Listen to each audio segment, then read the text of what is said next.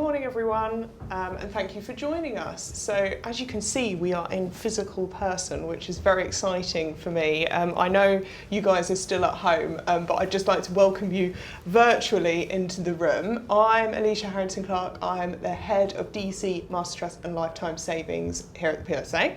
And I'm pleased to welcome the speakers and yourselves to this event this morning. So CACEIS is one of our education partners here at the PLSA, and they have invited a fantastic panel to share some insight on how everyone is using cost transparency to drive governance and decision making. So you'll have to bear with me because as you can see, I apologise in advance for the many different pieces of tech that I have. We're returning to the real world, and so that means that we've got all sorts of different things to look at. So you'll have to bear with me while I look down, then look up. So all of us here are working together on a sort of second year of the Cost Transparency Initiative, and just more generally sort of data collection, data availability, and it's a really big milestone for trustees and scheme managers in the assessment and interpretation of data. So we're hoping that we'll be able to give you sort of a real insight into what's happening, what's working, and what's coming up. So I'm going to go around the table just quickly introducing everyone, but everyone will introduce themselves as well when we sort of start to have a discussion. So don't be alarmed if you don't get much information in this section. So first of all, Scott. Scott is a product specialist of cost transparency at CACEIS. Then we have Duncan Wilshire. He's the trustee director at 2020 Trustees. Then Darren Hay. He's head of operations at Brunel. And finally, Venetia Thenawala, and she is head of execution oversight at USS. So I'm not going to do any further preamble. I think we need to start discussing, especially since we're in the room. I think the first thing to sort of start off the discussion really is to talk about this 2 years after CTI. So I'm going to start with Scott, if you wouldn't mind. Has cost transparency been normalised in the industry, would you say? And can you just tell us a little bit about your experience of the sort of normalisation? Yeah, sure. So, hi everybody, Scott Foster, product specialist at CACEIS, very much looking at cost transparency, and we're sort of 2.5 years on from the sort of formation of the CTI group and the CTI templates, and what we're seeing closer to the coalface of cost data collection across a wide range of schemes is sort of pickup of the CTI templates at around 80%.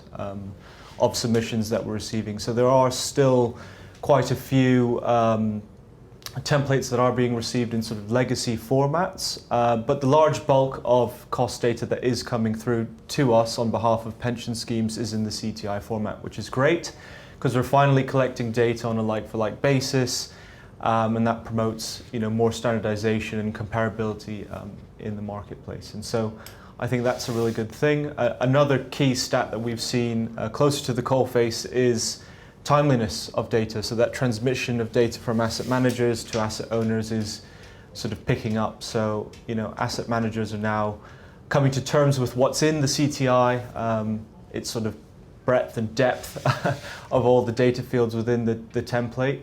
But we are still seeing, I suppose, data quality issues, and I think that's probably one of the key themes to talk about today in how ambitious the CTI templates are, and making sure that the data that does flow through to the trustees and the board is of high quality and is as accurate as possible before that feeds into value for member assessments and board reporting and overall assessments of value for money. Yes. Thank you very much. Duncan, I don't know whether you wanted to comment on that at all. Yeah, sure. So Duncan Wilshire, I am a trustee director at 2020 Trustees. In a former life, I was an investment consultant, so advised DB and DC trustees and also sponsors, but now I sit predominantly on DB boards, ranging from very small to very large.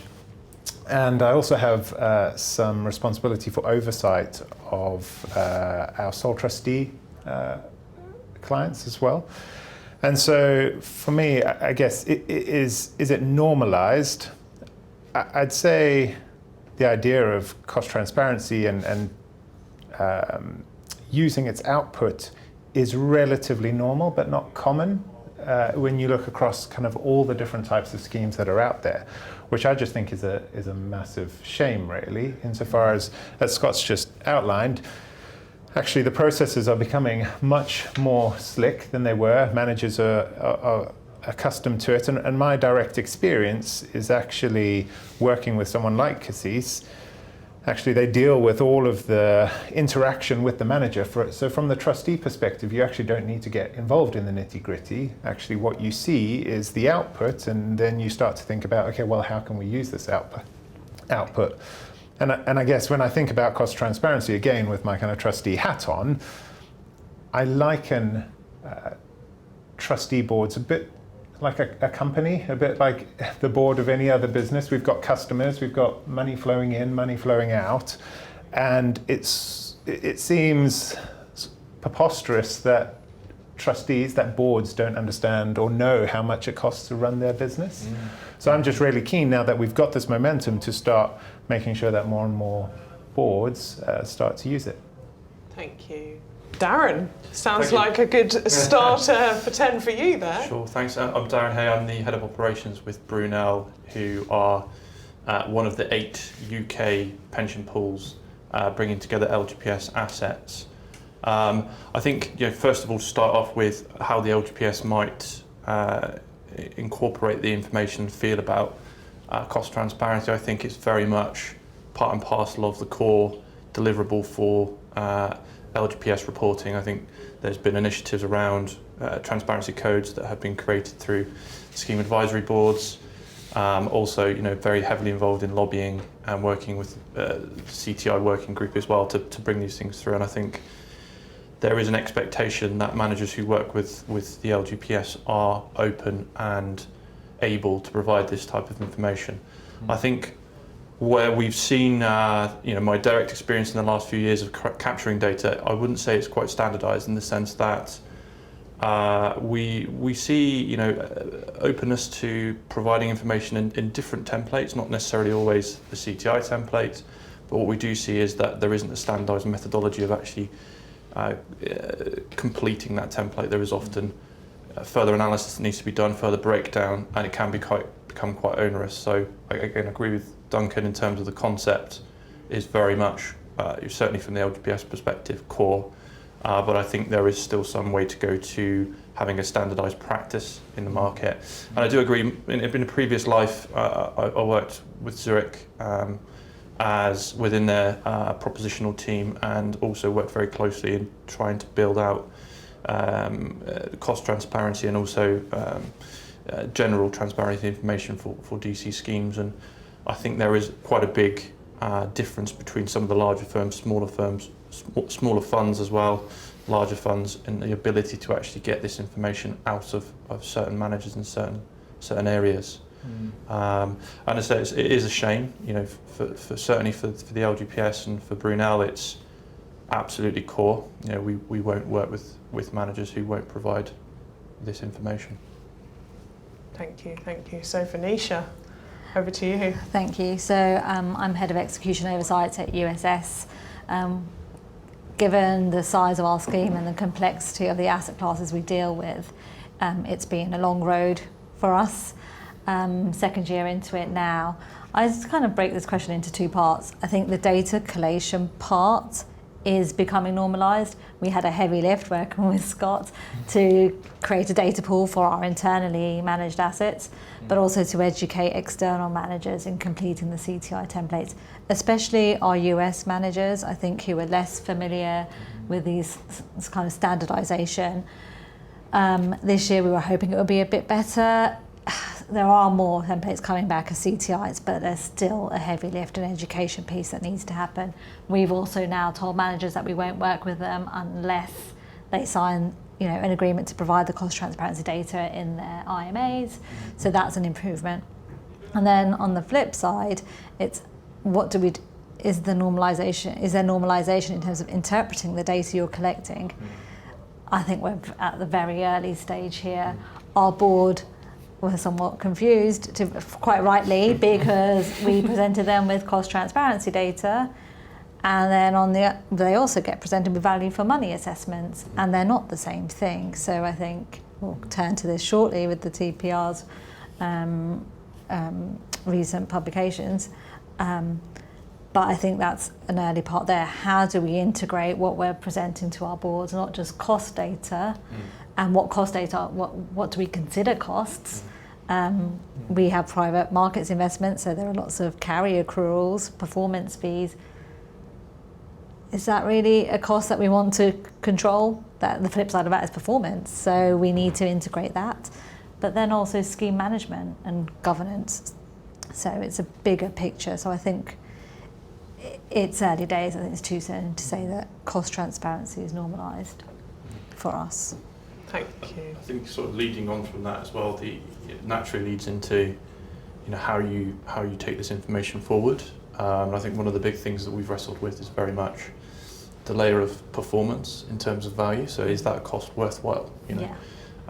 It's all kind of well and good and understanding that maybe a cost versus a benchmark is slightly out, but actually are you getting what you want from that for the cost, if you like? And there is that kind of layer of almost strategy context that needs to be brought into it to make sure that the information is therefore discernible for a board or trustees or anyone who's looking at it, clients, etc. And it is quite a challenge. It's quite a time-consuming and differentiated piece of work because no one strategy is seemingly the same. So,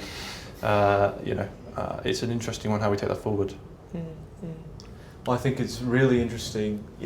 It's really topical because the TPR recently came out with its sort of DC consultation around value for money, and the question they're trying to pose is: should we standardise the way value for money is sort of assessed? Should we standardise the metrics? Should we standardise the benchmarks and standardise the output so that savers can look at a sort of value for money report for one scheme relative to another and assess, okay, that one looks better, I'll choose that. So that's probably a question, to the group here. Is standardization of metrics, benchmarks, and reports something that would help, do you think?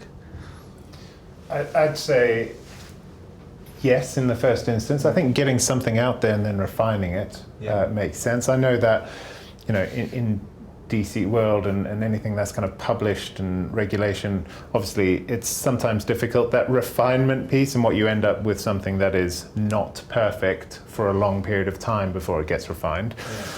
But I think as an industry, actually just getting that mark in the sand, that line in the sand, and then using that, but then also kind of innovating and thinking about all the other things that we can do and the other reasonable metrics to put it against, I think would make sense. So I'm supportive. I don't know about you.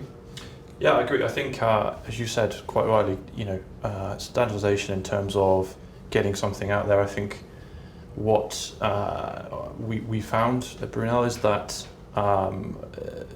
often you need to be quite unique in terms of the benchmarking. I think, particularly when you're talking about pension funds and their asset allocations, there isn't generally a standard fit.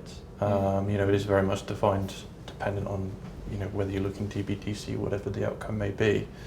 So I think standardisation was helpful, to have something to work with, but ultimately the holy grail is to have the ability to almost nuance that to your asset allocation and understand your benchmarks down to actually what you're investing in and making sure they're kind of shining through. But it's quite a step and quite a leap, and it probably, it would only come with a certain amount of time of capturing data. So very much a future piece. The same thing, really. I think absolutely having standardised templates has helped us start collating the data, and then it throws up questions. Is that template correct? Are those fields really the right ones we want to be looking at? And so that continual refinement, as you mentioned too. And I think it's too soon to, again, start benchmarking. The asset class mixes vary by different funds, different schemes. It's too soon. And if our board of trustees are struggling with what we're presenting them with, how do we expect savers to understand it? So we're definitely not there yet, in my opinion. And to add to it, I think it may vary widely as well in terms of scale, size of scheme. So, starting points that actually kind of put you in a ballpark of comparable schemes and benchmarks are useful. I think sometimes the blanket standardisation can muddy the water somewhat, so to speak, especially when it's a particular board. They want to know about their schemes particularly, and that they are seeing the right level of information. So there is a very fine line, I think, in walking that, providing standardised information that you can feel comfortable and stand behind it. Yeah, I was going to ask a similar question actually after your sort of the first answers there threw up so many different things that I want to ask about. So audience, please remember that you can ask questions in the chat as well, because otherwise this will become just me picking at random questions that have occurred to me. So please do remember to ask questions in the chat. But one of the things I was going to ask about was the benefits and drawbacks of standardisation. So you mentioned there the sort of the bespoking and the need for bespoking in performance, but also in costs.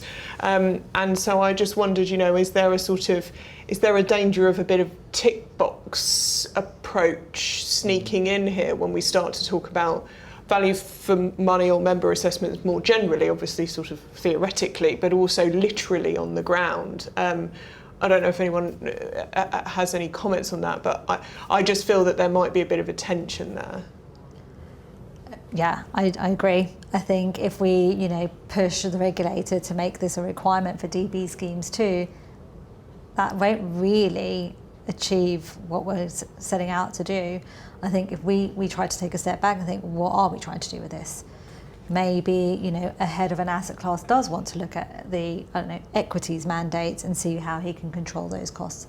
That's useful information, I think, and it can help actually drive business decisions. I think it's it's a false sense of security to think we're ticking a box and starting to publish our CTI templates. It's also a false sense of security just saying, oh well, we've given these numbers to our board, job done.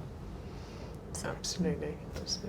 I guess I have a slightly different view, which is just that I think if you recognise that it is today very difficult to benchmark, very difficult to compare, and some of that is just because the universe that is available in terms of comparison is not massive. It's not the full universe. So you're always making assumptions through that, and sometimes you might be comparing two funds, or a fund versus a universe of funds that is imperfect, and you have to make some assumptions. But I think just having that information is very important. And if I think about it from a trustee's perspective, there's never going to be a head of equity on the trustee board who's going to go and really look at this. But what the board does want to know is get a sense of, actually, is there anything that doesn't look right here? Just, even if it's the flags, it's not have we optimized every single line? It's just, actually, is there something we fundamentally didn't realize? Or are we spending way more on LDI than the 2 basis points we thought we were paying the manager or whatever else? It's kind of getting that understanding, which I think is incredibly useful. And certainly my experience is we're then able to push back on managers and say, this isn't within what we were expecting. Can you talk us through that? And sometimes they say, oh, okay, well, there's something not quite right here. And sometimes they say, yeah, that's just the way it is. And trustees say, okay. And that's kind of part of their education. So, that's why I guess I'm happy accepting it's imperfect, because I think there's a greater good to all of this. And the more people we sign up, then all of a sudden we can start creating a much better universe for comparison. I agree. I think the box ticking point, obviously with if it's made mandatory across the board, I think there may be some of that creeping with certain individual funds managers, etc., because there will be a requirement and they will have to get something over the line. I think, very much, as you said, Duncan, I think there's different groups want to see different outcomes and different information. I think a base level that is appropriate to what you're looking for is where you start, but obviously the ideal And the outcome really that the CTI and the working group are looking for is for us to take that information and actually do something with it. So very much with Brunel, it's part and parcel of our oversight programme. So with our managers and making sure that we're not paying too much, and that actually the transaction costs, for example, that are coming through are proportionate with what we expect and how we expect the mandate to run.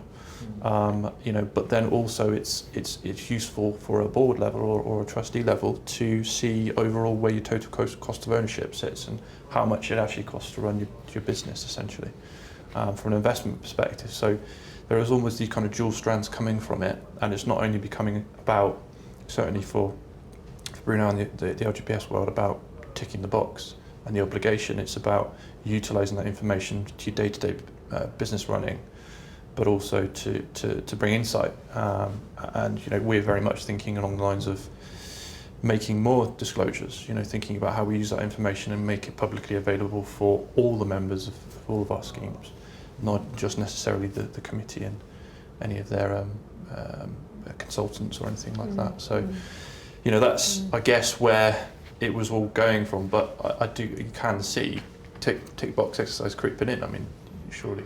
I think it's difficult for us as well, but we're obviously very actively participating in the cost transparency initiative. So we're very biased. We're like, of course we're going to present everything we can collect, and we're going to collate as much information as we can and analyse it and use it for business decisions. It's interesting to hear your perspective from actually maybe a regulatory requirement would be helpful, because you maybe, and Scott, you too, in terms of onboarding new clients, I'm sure there are plenty of people out there who are reluctant to take part because they don't have the internal resourcing. It's not a strategic priority at the moment. Right. So it's interesting to hear from your perspective. Maybe there does need to be more of a stick incentive. The carrots work for us, but maybe it doesn't for others. Yeah. And I think one sort of barrier to entry that we've seen with some schemes is, because benchmarking and things like that is imperfect, and because there are maybe data quality issues, I just won't start looking into it. I don't want to open that Pandora's box. But from what I've heard just now and with the clients that we work with on cost transparency, the first sort of year is actually a look at yourself. It's an internal look. What does our scheme look like from a CTI cost transparency perspective? What do all these numbers mean? How do we integrate that and think about that more in the future? So I think there's always an urge to go for benchmarking, compare yourselves to others and look at all that sort of external stuff. But in the first year or two, maybe even 3, it's really an internal review of, okay, what does that mean for me? What does that mean for my scheme? And how do we create an action plan for the next, few years? And so I think, that's really interesting. So benchmarks are only important because you want to be able to assess whether what you're looking at is good or bad. And actually, for trustee boards, sitting there and there's a number that says our costs are £7 million, and it's like, okay, well, should that be 5 or could it be 10? I have no idea. And that's the only reason that people immediately kind of look for benchmarks or comparators or something like that. I think Scott's point's absolutely right. It should instigate that internal look of, is this kind of what we were expecting? Is this what we thought we were signing up to? Let's talk to our managers and explore that and understand that. And then take it from there. And I think the benchmark is an evolution of that.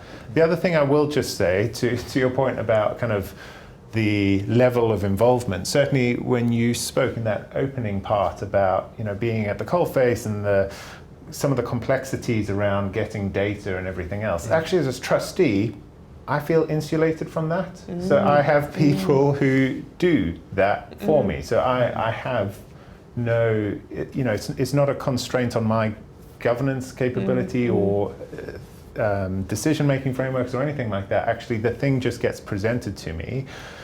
People like Scott are scrabbling around and pulling their hair out and everything else, for obviously which we're appreciative of. But actually, I just haven't had that experience at all. Yeah. That is fascinating. Can I ask you a question there for all of you actually about behaviours and attitudes? Because I think all of your experiences will be slightly different on this, both internal, whatever that means in your context, behaviours and attitudes towards sort of transparency, but also with other parties, so service providers, asset managers, investment consultants, whomever that you might be engaging with on cost transparency, advisors. You know, what's your experience of behaviours? Has that and attitudes, has that changed over time? You know, you mentioned actually earlier the sort of LGPS code. Do you feel that things have changed behaviourally since then? You know, I'm just interested in sort of trends almost. Yeah, I mean, I think naturally the market generally has changed in terms of its focus on conduct. I think that's obviously been a big driver from the FCA. So, you know, when it actually bring it down to cost transparency, you know, the LGPS transparency code is very much in line with what the CTI working group and work is trying to do. But, you know, again, with the pooling initiatives, one of the big strands of pooling was to allow you know, a governance platform that wasn't necessarily able to be in place before because of you know, differing funds not working kind of together or having the scale. So I think naturally all of those things within sort of my world, if you like, has led to, you know, if you kind of don't step on the wagon, so to speak, you're going to get left behind. So you know, I certainly can see it from my angle that all of those things have worked together to actually really open people's eyes and sort of think more about what's the right thing, what is the outcome we want to get, rather than just thinking commercially or thinking you know, it's going to cost too much to do something here, you know, as a manager or whatever it may be. But you know, that's, I suppose, within the LGS world, that's fairly contained, you know, in terms of its regulators and bodies. You know, it'd be interesting to hear, and certainly I can hark back to my experience in a kind of a DC environment, a more non-government backed entity, right at the start of this whole journey, and obviously it was met with some scepticism. It was met with, you know, a kind of a thought that it wouldn't catch on. This will never work. So I think we've come an awful long way from that, you know, and that's fairly short time in terms of kind of 5 to 7 years really. So it's quite remarkable, I think, from my point of view. Scott, I don't know if you want to give and us all a relatively on a sort of maybe voluntary basis. You know, the CTI isn't a sort of regulatory template, it's not a mandated template, it's still sort of voluntary, and you know, people are starting to, you know, walk to the beat of the CTI drum, if you will, in regards to actually using it, picking it up.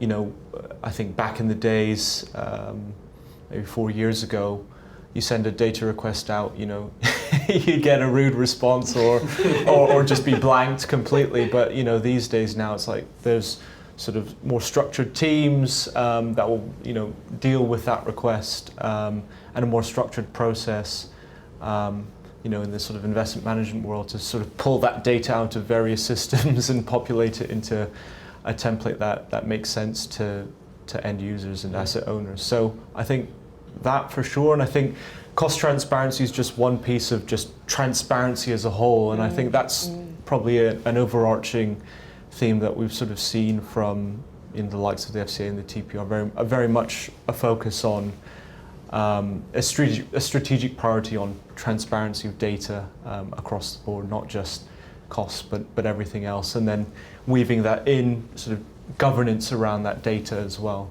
being a key theme. So yeah, I think things have evolved probably for the better, and transparency is more sort of normalized. I don't get those angry emails anymore.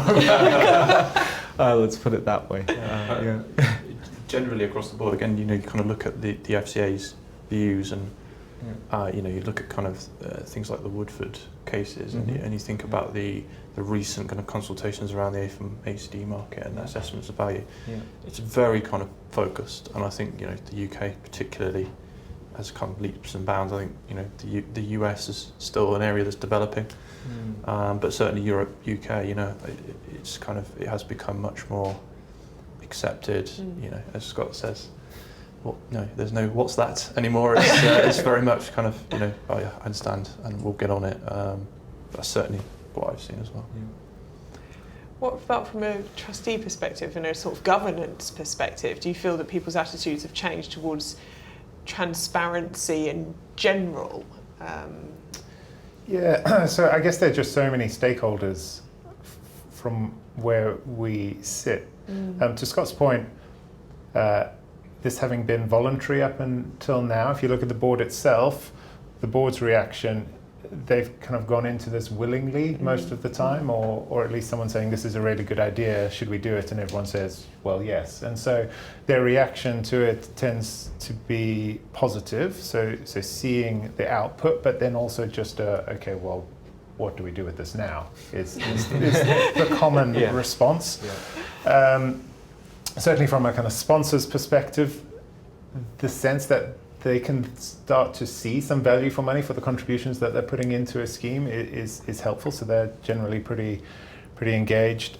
At the asset manager level, again, I'm somewhat insulated from that up until the point that we need to go talk to them about something that's been identified. But my sense is that there's greater engagement, and I think, depending on the mandate, they can be a little bit more shy and what have you, and potentially if they've got something that they'd rather people don't know about, they can be a little bit more shy. But overall, I think it's kind of going in the right direction. And then I guess investment consultants are the other one who probably look more shocked than trustees sometimes, just because they, the trustee is saying, we thought this was a 10 basis point fund, and it's showing up as like 80, what's going on? And so investment consultants can sometimes have some awkward conversations as well. I've never seen an investment consultant stop it, and actually there are a bunch out there who are very keen to engage on the topic. But yeah, it can be a bit awkward. I think the other point is, from the trustee perspective, we're also looking at costs across the board. So we're trying to incorporate how much are we paying our investment consultant, our actuary, our administrator, kind of all of our service advisors, and putting that alongside each other. So yeah, varying reactions, but I'd say on the whole, all positive, and everybody's aligned to where we're trying to get to, which is better outcomes for members. Fantastic. If I may ask a question, from your perspective as a trustee, I mean, how often when there is something that comes up, it is quite technical, and does that kind of cause problems for the trustee or the board in terms of they may want to know the technical aspects, or there may be kind of a knowledge gap, if you like, in terms of, depending on the trustees and the boards, obviously. How often does that come up, and what's your opinion? So it's invariably going to be board specific. Clearly, if you have a board with an investment background or whatever else, they're going to be all over this, and you'd say that there's very little kind of knowledge gap. On some other boards, there's a huge gap between what they could know and whatever else, and actually they're just looking at everything on face value, and so then they're relying on either whoever's put that report together, or the investment consultant, or me if I'm in the room, to try address some of the things that don't quite look right. But at that point, that is usually them going to another service provider to explore it, rather than to say, okay, well, now we're going to go into the weeds on this point. Again, so as an investment consultant, I was always of the opinion, why are people not spending more time on this thing? What I'm saying is really important. Listen to me, please. But actually, becoming a trustee, you just see that the breadth of things that we talk about is like this wide, and some of this, however important it is to us, it is just a sliver in the set of things, which is why invariably, most trustee boards are just going to have to rely on providers and advisors to help them through this. But getting the information is critical. Getting it on the piece of paper is paramount. The ecosystem is critical, as you say. The ecosystem to provide it and analyse that information becomes critical, particularly in those situations. Venetia's probably in a similar position. It's what I spend a lot of my time, and my team will do, is looking to try and address those technical gaps so that in a way that is communicatable, if that's even a word. It's probably not, but so that it can actually be consumed. And that is where we at the Coalface you spend a lot of time trying to dissect and then communicate out. That's obviously where service providers like Scott and others come in and are very useful. Can I ask a question actually maybe of you two particularly about, you've mentioned sort of consumption but also action as a result of information, and I feel like one of the questions we've had through is about whether cost transparency could aid trustees considering climate change risk. So I'm just sort of interested in, there's the consumption of the information, then there's the action as a result of the information, and we've all sort of danced around it a little bit, and I think sort of Duncan started taking us on the journey of, okay, so what do we all do about this? So I'm just interested in reflections on action as a result of the information. What have all of you seen? But particularly from your perspective, maybe what's going on internally as a result. I think the actions on our side have mostly been driven in making sure our data is more accurate, data cleaning throughout the year rather than waiting till February, post year end, March, to try to understand what went wrong, relying on other service providers to provide us accurate data. If you're waiting a year to correct data sets, it's too late. They can't backfill all the information that you need. So I would say we've focused there. It's been too soon to try to take business action off the back of this. If anything, it's been working with external managers to make sure that they know up front that we're going to want this information. Making sure with portfolio managers too, who manage our mandates, that these are the things we're looking at, FYI, for your mandates. And we're going to be reporting this. So if you start getting questions, don't be surprised. Yeah. This is the data that I'm presenting. So you need to be happy with it. But it's been too soon to make decisions about, okay, well, we're going to try to reduce our external manager fees by 10% this year or something. None of that yet. Yeah, I'd echo the point around it's very much been about oversight of external mandates so far, very much. I think Scott nailed it earlier by saying it's a bit of an internal look. It's, have we set up the strategy and is it performing and costing what we expected? I think to talk about the climate change risk, thinking it through, I can't quite grasp in my mind how cost transparency and the CTI template as it currently stands could really help with that. I think, very much climate change. There are better data metrics out there now than there ever have been, but it's still very much an evolving place, and I think it's very separate to that cost transparency mechanism. I think in the future, certainly one of the things that we're thinking about is where we have created more climate change centric strategies or funds, is that coming at a cost, and is that cost worth it? That's the kind of thing where cost transparency would be very useful to bring out whether you're getting value from those climate change centric strategies, as well as are they actually achieving the climate change metrics and points that you wanted them to achieve. So I think I'd be interested in what you want to say there, Duncan, but I'd struggle to see how trustees would get much from a climate change perspective from CTI at the moment. Yeah, so I was trying to think it through. I guess that last point might feed into it, which is some of the climate, well, a lot of the climate change momentum is off the back of you getting better risk-adjusted returns, better managing risk and better risk-adjusted returns. Lots of funds will slap green on the front of it and charge an extra 10 basis points or whatever it might be. So it might be that it's a way to potentially see through some of those things. The other way I was just trying to think was whether what people do around kind of carbon offsetting or something like that might feed through into some of the kind of private debt stuff, but I think that I don't think this is a natural home for that. So I'm not quite sure. I think if whoever wrote the question wants to give us a bit more of a feel, please do. But yeah, I'm not sure otherwise, other than assessing, is this green fund actually giving us better risk-adjusted returns? Indeed. Sorry, I think it just makes that point again. The cost transparency information in its own right is very much a building block, I think, to further business decision making. There are other strands that have to be brought in before you can really action things, and it does need to be done over, in my opinion, over a number of years to be useful.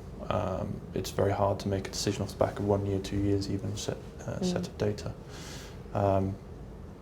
But from a climate change perspective, it's there may be some conversion, but there is so many differing bits of information out there that are probably more applicable for climate change than probably cost transparency. Yeah, I wonder, so part of the I didn't give the full question because it sort of went on to talk about the context of TCFD reporting. So I was just wondering, Scott, you might have a comment on that, the connection in with other, not just TCFD to be honest probably, but other governance style reporting. I guess there is a connection. I think the parallels that could be made would be around the standardization of templates and how data is shared from service providers, asset managers to asset owners. So just like how we've created a sort of CTI template for cost transparency, does there need to be a standardized TCFD template for accounting for climate change risks? And I think the Investment Association is looking into that to help, standardize the way in which data is flowing from one side to the other, and doing that as sort of efficiently and on a like-for-like basis as possible. So I think there is a sort of working group on that. And the rest is sort of behavioural. So again, it's okay, now you've got a standardised template, let's say for TCFD, scope 1, 2 and 3 carbon emissions data. How does that then flow through into the boardroom, and how do we make decisions off the back of it? And that whole process is what we're going through at the minute for cost transparency. So the parallels around data and governance leading through to action are the sort of parallels that I can probably draw without stretching too far on that for sure. And I think we've been talking a lot about slicing up cost transparency data, and it just got my mind going in relation to what's again in this sort of DC consultation, a suggestion in that consultation to say, okay, if we're looking at CTI data, do we split it up into fixed ongoing charges and then sort of variable costs, and maybe trustees and that sort of board level can look at those fixed ongoing charges and maybe work on that, potentially try and negotiate them down, whilst those variable costs go up and down as year over year and depending on market conditions. So that's one way of slicing it up. And another thing that we've seen is slicing it up by sort of asset class, so picking up broader asset classes, and then potentially even sub-asset classes if you're so inclined to look at specific LDI costs or emerging market equity costs or whatever it is. So you can start to sort of zoom in on a specific topic, because I appreciate you sort of looking at the whole CTI template as a whole across all the various mandates that you're invested in. It can sort of be a wave of data that's quite sort of overwhelming, but those sort of small things that you can sort of zoom into might help that journey.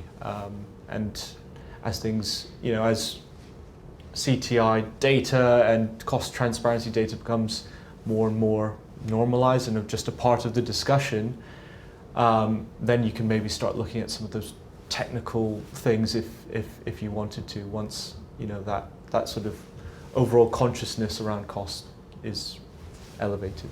I was going to add I was sort of thinking along similar lines to you in terms of the sort of overall flow of information, and one of the things that the PLSA has looked at is a TCFD reporting structure. It's quite dissimilar actually in a lot of ways to CCI reporting for many and various reasons, but there is a sort of, I can see the sort of connection there in extremis and in the sort of end goal.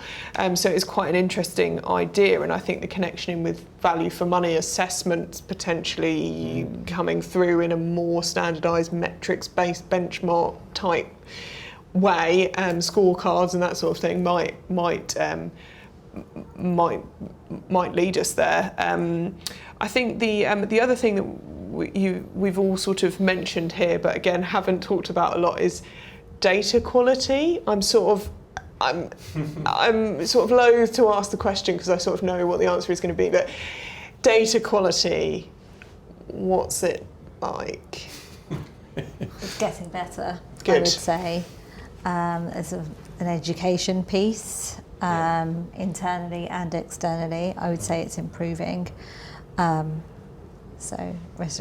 think it would help, we've obviously been on this journey for a couple of years now, it would help to have more guidance on things. The same questions came up this year on anti-dilution offsets, for example. What do you do with less liquid instruments where you don't have arrival price data? How do you clean your data up for placements and IPOs and things like that as well? So I think in the first instance, we're trying to get our own house in order, looking in the mirror, as Scott mentioned earlier, making sure that we're doing things on a consistent basis where possible across asset classes and within asset classes year on year. Getting there. I think it's worth drawing out as well, there is a fairly significant difference between what we define as listed markets and then private markets. I think the private markets is still on a journey. It's getting there. It's improving, as you say. But generally, they're slightly further behind in terms of their infrastructure. If you're working with external managers, and obviously internally, it's a whole different ecosystem that you have to adapt to and work around to get the information out. So I think very much listed markets seem to be kind of getting there, and the data quality, whilst there are still some nuances in simple things like including things that have gone through the NAVs that haven't necessarily, or they should be in a different category, and you're getting into the real weeds there. But that's kind of the level you're at with listed markets. I think with private markets, you're still working through which template will we get and how will we get it, and so on and so forth. So just a kind of difference in that will probably close over time. I guess what I wouldn't want a sense of complexity, and not to downplay that in any way. And again, I'm hands off, so I can't say. But what I'd hate for anyone to take away from this is that there is complexity which would stop them from doing this. Because actually, Yes. I think if we're trying to engage as many pension schemes as possible to do this, actually, most pension schemes, to your point, are going to be investing in a large indexation manager, some equities, some bonds, and some LDI, right? And then when you get a bit bigger, you might be stepping into a few different sets of kind of private markets, but with established managers that kind of everybody knows and whatever else. So absolutely, as you get bigger and bigger and bigger and more complex, I can absolutely see how it just becomes an absolute nightmare with anti-dilution levies and all those sorts of fun things you're talking about. But for the vast majority of people, it will be less of an issue. Now, Scott can probably say actually it's an issue, and we're fighting those fires for you. But again, I haven't seen or experienced that. It's the point is made well. I think it's not to put anyone off. I think it is now developed to a point where actually most managers can engage, and actually the quality of data can be trusted. I think that's what I was trying to get across. If you're not in the private markets world, there are the data quality is getting better there, so it's getting to a similar point. So the time is kind of now. If smaller schemes engaging a few years ago, it would have been much more difficult, and obviously people like Scott and CACEIS and other companies are very useful and clued up with that. So it's now a much more doable piece of work than it ever has been. I'd agree with that. I think, overall engagement and demands for this data has promoted and prompted behavioural change to share this data onto asset owners. But a question that I like to think about a lot is the data quality sloppiness potentially due to a lack of codification of rules and a sort of mandated responsibility of the asset managers or service providers to pass that data on to asset owners on a precise date for that data to then feed into some sort of overarching regulatory reporting system. I'm thinking a bit about how things are sort of done in the Netherlands with cost transparency. They started their journey in 2011, and they're now in a place where it's a standardized regulatory report that feeds through to the regulator every year. They have a wide universe of the whole Dutch pension market, and they've got all that data that they can mine and share insights on. And so when looking at an asset manager's regulatory reporting priorities, if they've got a MiFID II template that they have to send by a specific date versus a CTI template that is just being asked for by little old me, that isn't necessarily a regulatory responsibility. It's a sort of best endeavours approach, goodwill sort of approach. In some instances, not all. Is that the reason why? Do we need to mandate the CTI across the board to make it more formalised and set in stone in the industry? I think that's always a question, and maybe we'll get there in the future, but I think maybe the CTI itself is still evolving. There's still work going into the template. It's not in its final form. There are iterations going into it. So maybe we're still on that journey. Going back to the Dutch example, it took 4 years for it to become a regulatory requirement. So they created their version of the CTI template in 2011, played with it for 4 years. In 2015, regulatory requirement.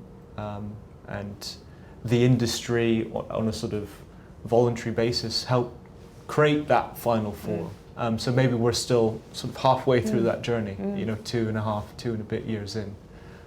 Those would be my thoughts. Yeah. We've had a question actually, which coincidentally and conveniently we've almost answered most of it, because it was about whether CTI should be mandated or optional. I know we've all, I think, spoken about that earlier and now just returned to it very neatly. So I'll ask you the second half of the question, which is some nuance on that. Do you see different answers for DC, where the saver foots the bill for costs, versus DB, where ultimately the sponsor foots the bill? It's an interesting question, isn't it? I think it's a good question. Yeah.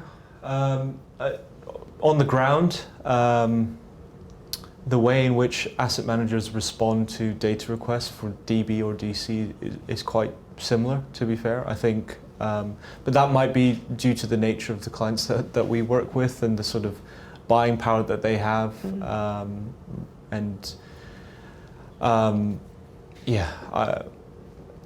That's probably, In our experience, I think DC had a head start because they had an extra year of DCPT, so they were a little bit more ready. Yeah. We tend to be more in pooled funds in DC, so that just makes it a bit easier as well. It's standardised.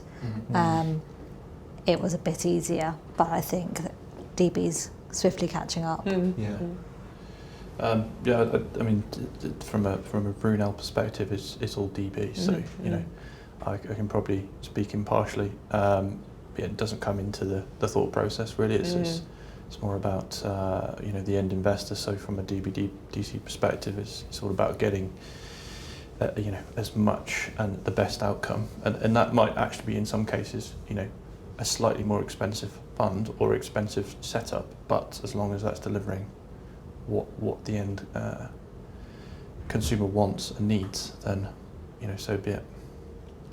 Yeah, and I guess, so the sponsor foots the bill, yes, but it is still for the benefit of members. And there is the risk that that sponsor's not there forever. So I don't, it's not obvious to me that you would separate out the two. I think we either think it's a good thing or not, and then take it from there. But yeah, I'd be inclined to certainly encourage everybody to do it. And the other thing is, I think, as someone suggested, it tends to be lots of the same managers who you know, your DC providers often provide for DB as well. So actually, they wouldn't necessarily be doing anything fundamentally different. Can I ask about providers, since you've mentioned providers? So, open question. What do we think that providers could do more of, or less of, maybe, indeed, to facilitate and help with the sort of more general cost transparency agenda? Are there things that we would ask of providers? Who do you mean by providers in that instance? So I mean in the loosest sense, but particularly asset managers, but you know, any intermediary as well. Yeah, so asset managers are not necessarily incentivized to do this, right? They may well say that they're working for the benefit of members and all that sort of stuff, which is not untrue, but they're not incentivized to do it. It doesn't necessarily benefit them, I would guess. There might be instances where they can point to, you know, they are more transparent than the market or whatever it might be. So some kind of marketing aspect, but on the whole, kind of not. I think actually the advisors, and they have a large part to play in this, especially those who recommend the managers that ultimately are used within a structure. So I think they have a massive part to play, and it's in their interests as well, because they are incentivized to do it. If they can demonstrate lower costs, they can demonstrate the value that they're adding to that individual client. So I think there's a big part for them to play. I think you know, there's also a part for us to play. So we talked about this earlier, but you know, we've been fairly militant at Brunel in terms of saying, unless you will sign up to this and provide this information and work with us, we won't work with you. And you know, with anyone from the early days who isn't quite on that bandwagon has been brought very much up onto that bandwagon. So you know, that kind of industry lobbying, if you like, you know, is quite powerful and makes waves within the asset manager fraternity. So, you know, very much we're behind it and see it as a strategically viable point for those asset managers. So, you know, by making that action, if you like, making those comments, it's trying to drum up the ones who aren't quite on that curve to lead. But obviously, it comes back to a commercial decision sometimes, you know, for those asset managers. So, you know, you would want them to be